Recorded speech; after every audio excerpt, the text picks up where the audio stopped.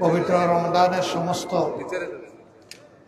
ইবাদতকে, আমার এবং আপনাদের সকলের ইবাদতকে আল্লাহ কবুল করুন। সম্মানিত মুসল্লিয়ানে কেরাম, আপনারা কেমন আছেন সবাই?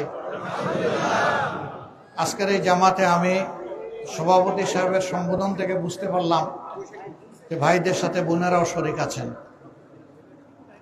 আল্লাহ তাআলার দরবারে দোয়া করি, রমজানের প্রথম তারাবি থেকে শুরু করে শেষ ইফতার পর্যন্ত আল্লাহ তাআলা যে 30টা দিন আমাদেরকে মেহেরবানি করে তার নিয়ামত হিসাবে দান করেছিলেন, এই পুরা সময়টা যেন আল্লাহ তাআলার গুলামের মধ্যে আল্লাহ আমাদের নামটা লিখে নেন। গতকালও এই সময়টা আমরা কিন্তু খাওয়া দাওয়া করি নাই, পানাহার করি নাই, কিন্তু আজকে সুন্নাত হিসাবে